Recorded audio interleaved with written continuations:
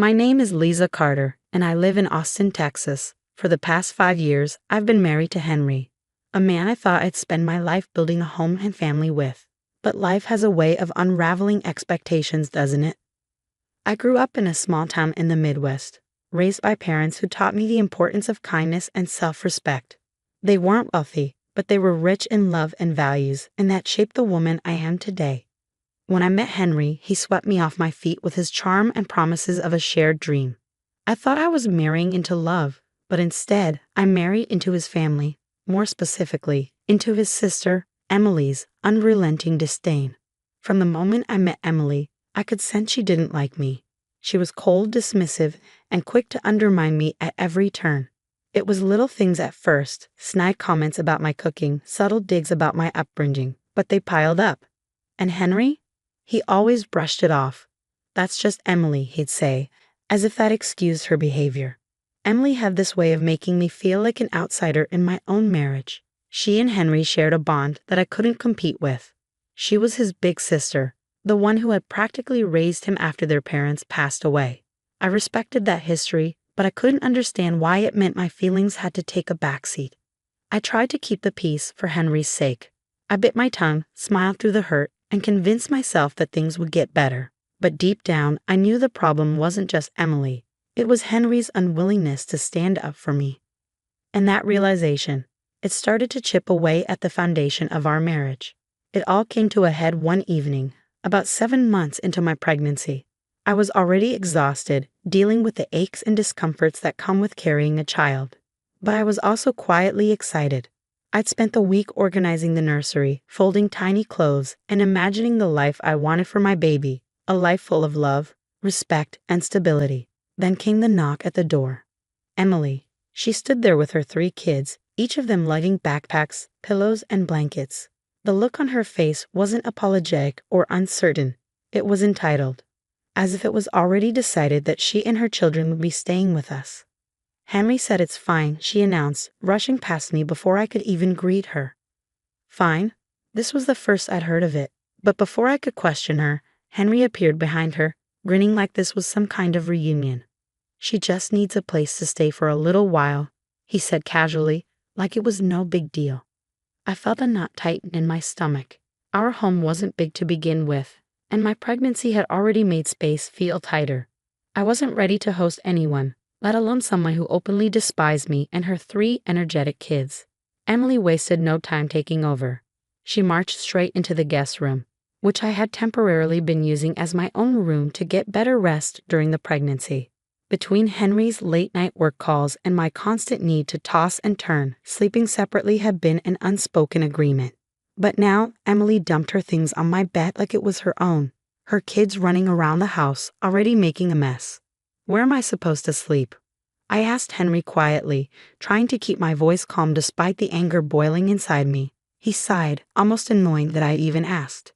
"It's just for a couple of days, Lisa. You can sleep on the balcony. It's nice out, and it's better than making them uncomfortable." I froze. The balcony? He wanted his pregnant wife to sleep on the balcony in the middle of December, while his sister and her kids took over my space. I stared at him, hoping, praying that he would realize how absurd and hurtful his suggestion was. But he didn't. "Emily's been through a lot," he added, as if that justified everything. "And I haven't," I snapped, unable to hold back anymore. "I'm 7 months pregnant, Henry. I need rest. I need comfort. I need you to stand up for me." But he didn't. Instead, he gave me that look, the same look he always gave when Emily was involved. That mix of pity and exasperation, like I was being unreasonable for expecting even the bare minimum.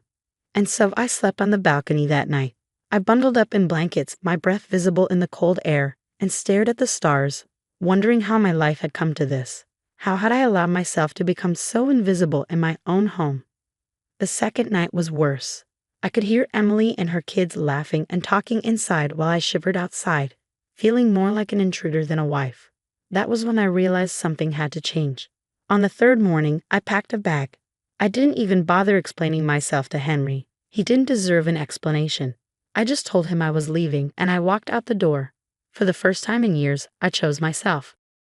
A year passed after I left, and I'd finally started to feel like myself again. At first, it had been terrifying. I moved into a small, one-bedroom apartment on the outskirts of town, barely big enough for me and the baby I was expecting. I didn't have much, just a few pieces of furniture, my clothes, and the tiny savings I had managed to stash away during my marriage. But it was mine, and for the first time in years, I felt free. I spent those months rebuilding myself piece by piece. I went to therapy, leaned on the few friends who had stuck by me, and prepared for motherhood with a determination I didn't know I had. My daughter, Lily, was born 6 months after I left Henry, and holding her for the first time was the most grounding moment of my life.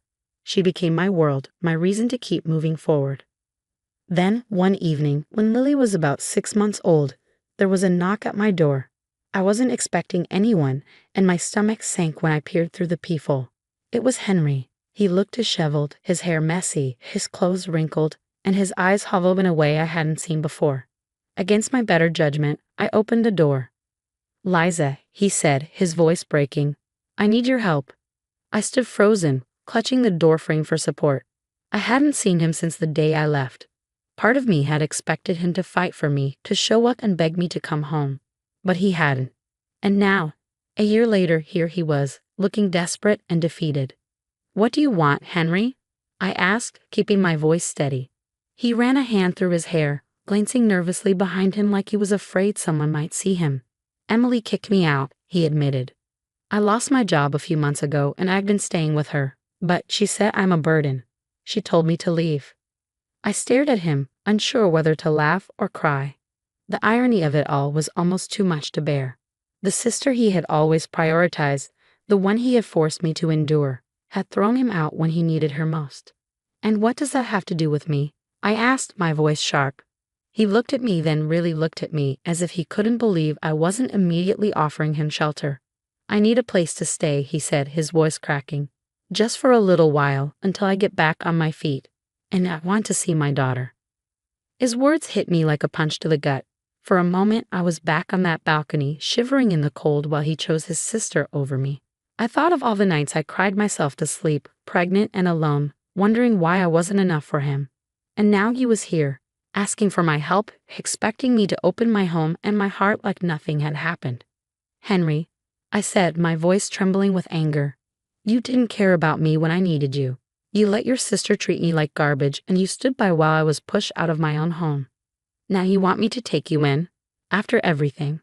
He flinched, as if my words physically hurt him. "I made mistakes," he said quietly. "But I'm here now. I want to make things right." I shook my head, tears stinging my eyes. "You don't get to waltz back into my life when it's convenient for you. I worked too hard to build a life for myself and Lily, and I won't let you tear that down." He started to say something, but I held up a hand, cutting him off.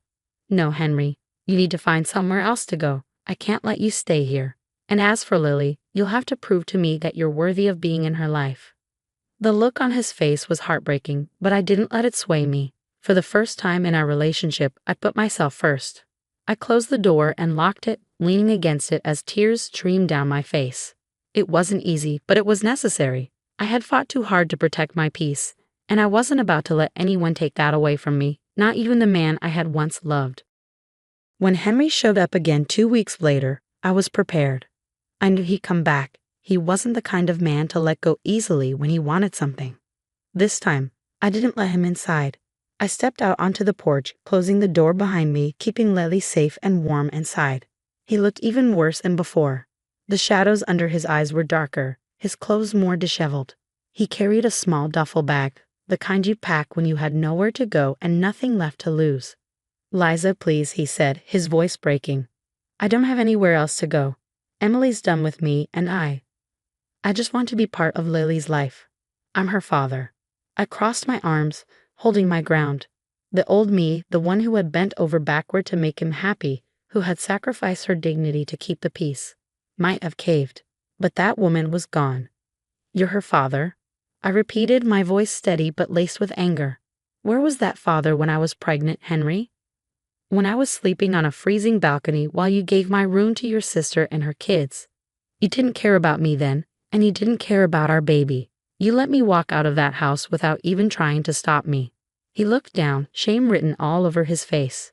I made mistakes, he said softly. I know I did. But I've lost everything, Lisa. I just need a chance to make things right. I took a deep breath, steadying the fire inside me. Henry, do you know what I've learned this past year? I've learned that I deserve better. I deserve respect, love, and someone who puts me first.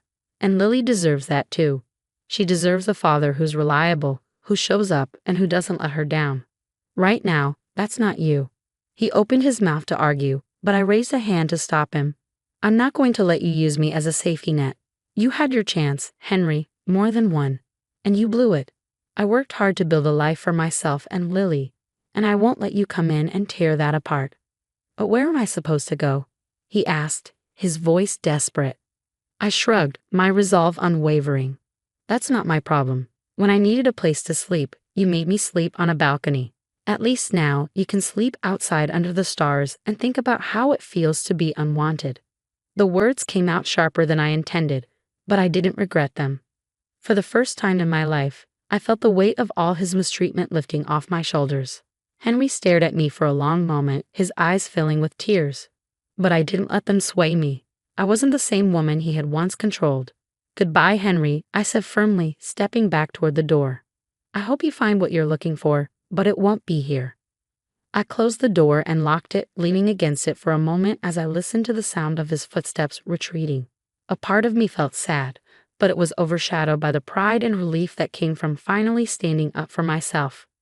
I wasn't the same woman who had walked out of his house a year ago. I was stronger, smarter, and fiercely protective of the life I had built for me and my daughter. And as I walked back into the warmth of my home, Lily cooing softly in her crib, I knew I had made the right choice. As I stood there, the weight of the past year finally lifted off my shoulders. I wasn't a victim anymore. I was free. I had my daughter, my peace, and my future to look forward to. And for the first time in a long time, I felt proud of the woman I had become.